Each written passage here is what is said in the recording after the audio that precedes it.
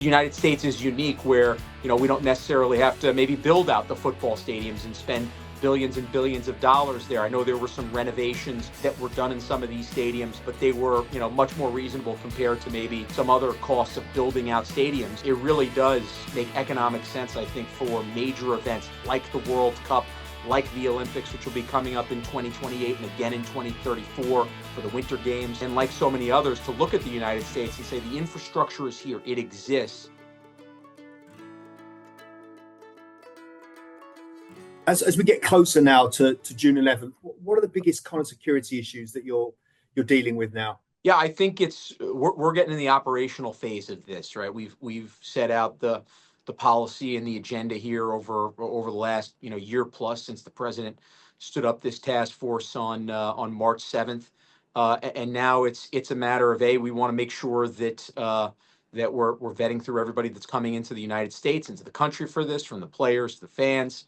Want to be welcoming to as many people as can come for this World Cup, and also making sure that they're not going around our security procedures. So I would look at it more than anything is we're looking at the safety of the entire country. Heck, it's the entire continent over the course of 40 days. While even though the World Cup certainly is the largest focus, you have semi-quincentennial events. You have Sailforth 250, all these incredible events around America's 250th birthday that are also going on. So the reason why I say that is because there's really never been a summer like this in American history, both from a celebratory standpoint, but also from a security standpoint. When you look at the size and scope of not just the World Cup, but obviously America's 250th birthday as well.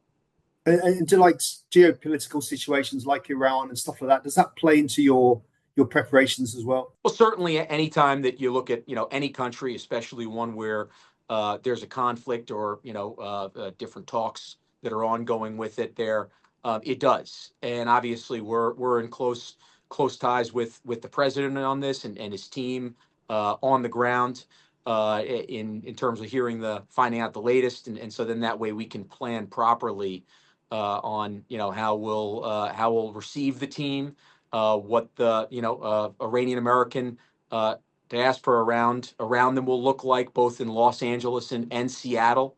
But yeah, it certainly is one of those issue sets that we've known really for, I think, close to a year. I think Iran was one of the first few teams to have qualified for the World Cup. So this is not something that's new or a surprise from that perspective.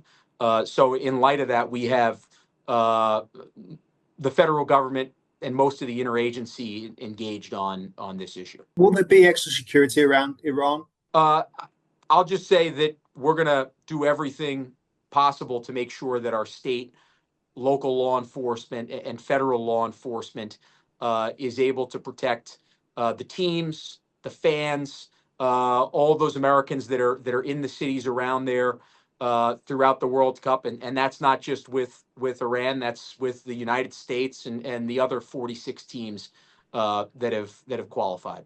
Sure. And how prepared do you think the host cities are now? I mean, I've done stories about Boston where there was problems with security funding, which they eventually sorted out. Obviously, there's the issue with New Jersey and the transit issue and all that kind of thing. I mean, this tournament's been a long time in the making, yet these problems always kind of crop up right at the end.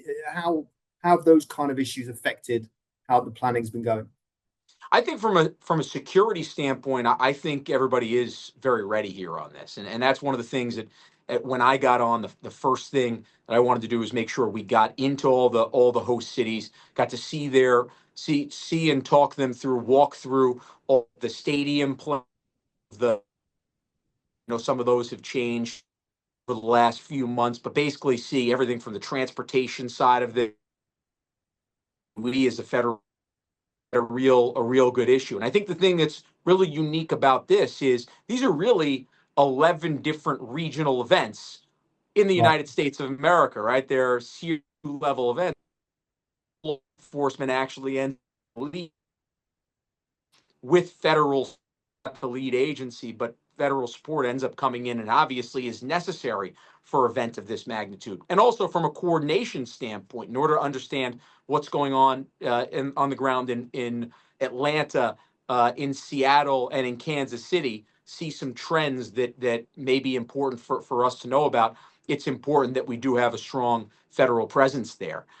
So in light of all that, we've made sure that our communication is sound. We've issued now 4 different federal grants, from the security space to the counter UAS space to the transportation space as well. Now there's I think a humanities and arts one, which is a smaller one, but still important to note. So that way we could do everything to make sure that, not just from a planning perspective, that these host cities are prepared, but also from underwriting some of the costs as well. You mentioned trends there. What exactly did you mean by that? So there was 2 months ago, Secretary Duffy issued a $100 million transportation grant to the 11 host cities.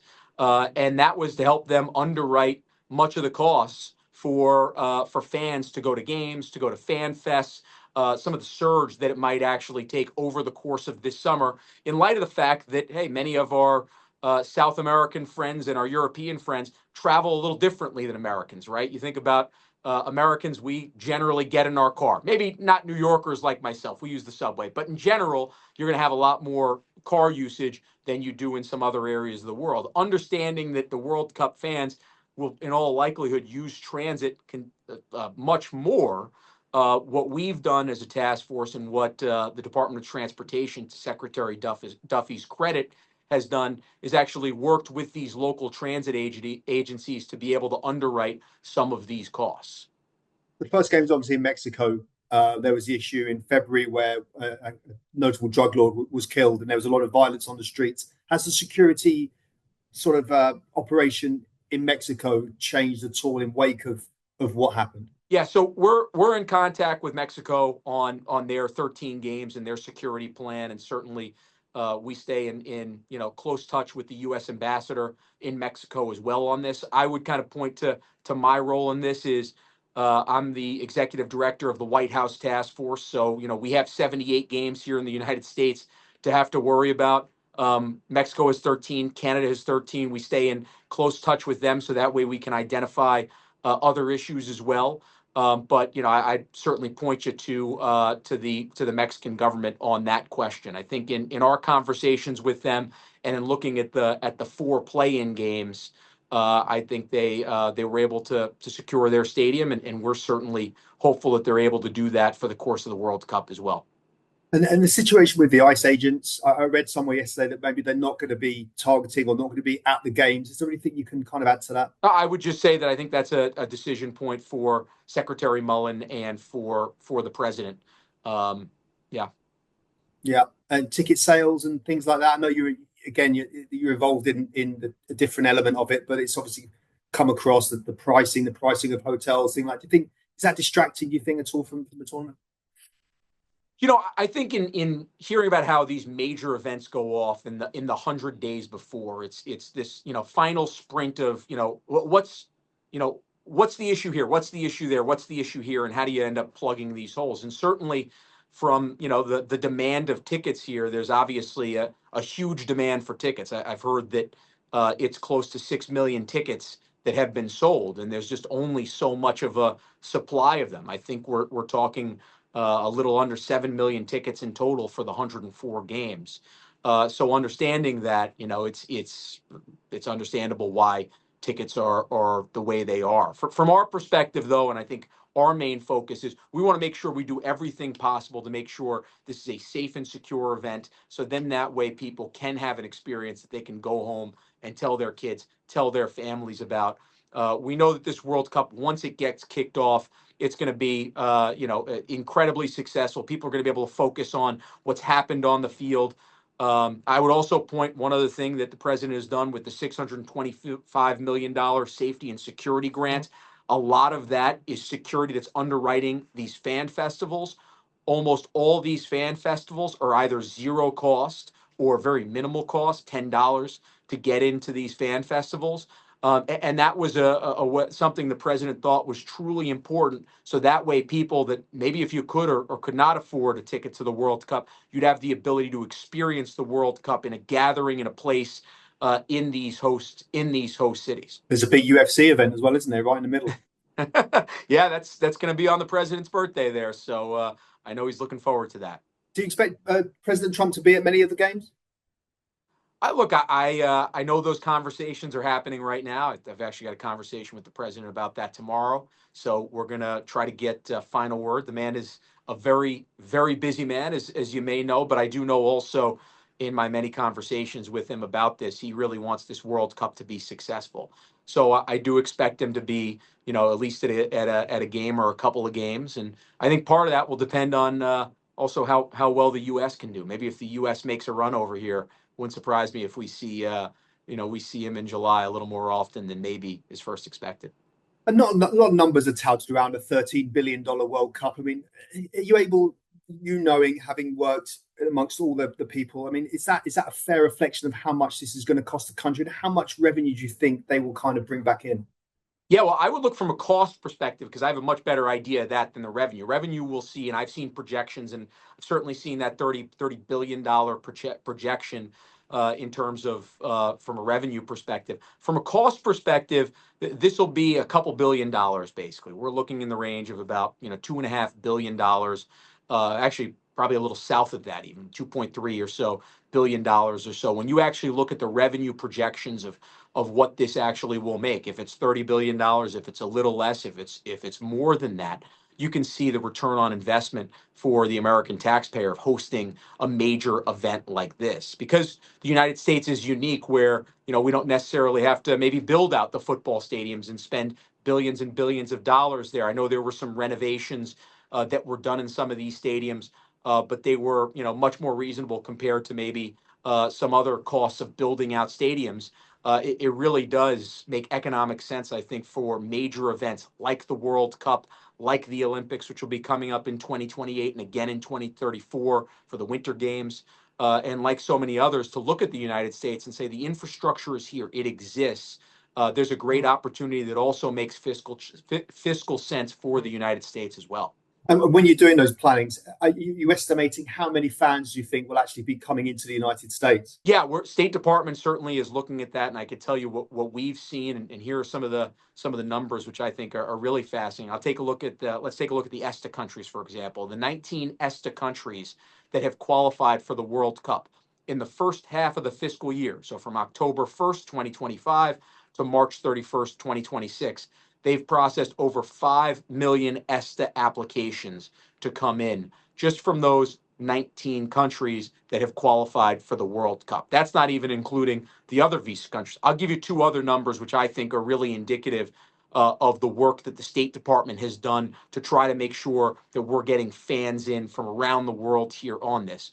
Brazil had wait times a couple of years ago for their B1, B2 visas of over a year. I think in Brasilia it was a year and a half. In Rio de Janeiro, it was a year. Those wait times now are down to a month. So they're within the scope of the tournament. So you think of that being reduced by over 90%. Argentina, maybe even more impressive, right? Their wait times a couple of years ago were 300 days. Those wait times in Buenos Aires right now, today, are less than 2 weeks. And you could go look at that on the State Department website. That's open source knowledge there.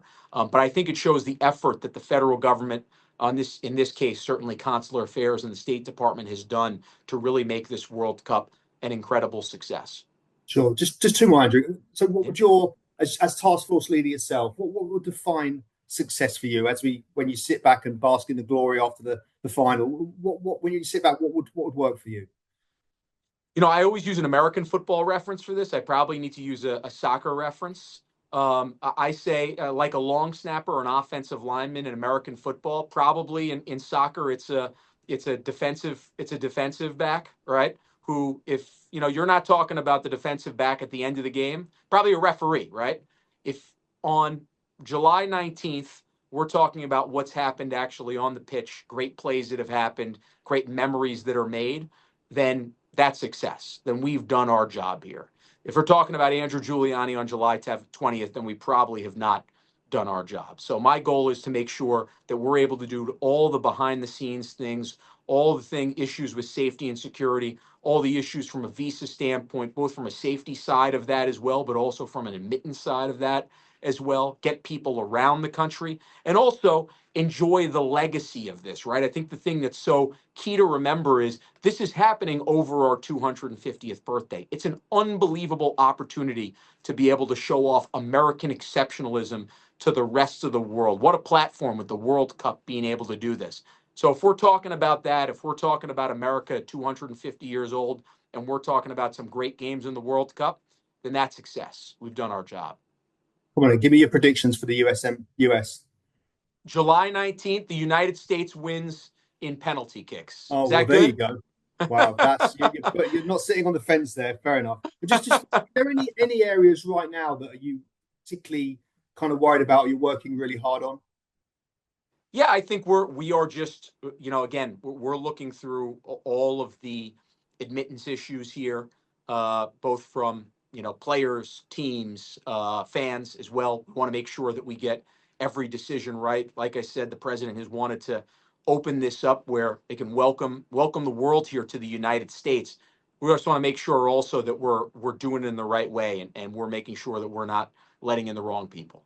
So that's Sure. that's really where I think the main focus has been more than anything. But it's tough to narrow it down to just one particular issue because this is such a wide issue set when you talk about the entire country over the course of 40 days. So we've learned a lot from other Olympics, other World Cups have passed, from Super Bowls, from other major concert tours. But as much as you learn from that, right? The Super Bowl is one event that happens once a year in the United States. You're going to have the effectiveness of 104 Super Bowls over 40 days, over the course of an entire continent, over the scope of an entire continent.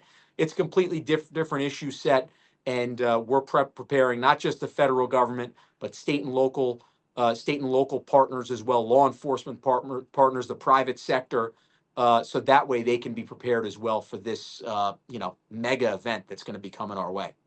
Sure. And the US are going to win it. So there you go. That's right. July 19th, penalty kicks in MetLife Stadium. The United States are going to be champions holding up that World Cup trophy. That's my prediction right there. You heard it here first. What a scoop. I've done it.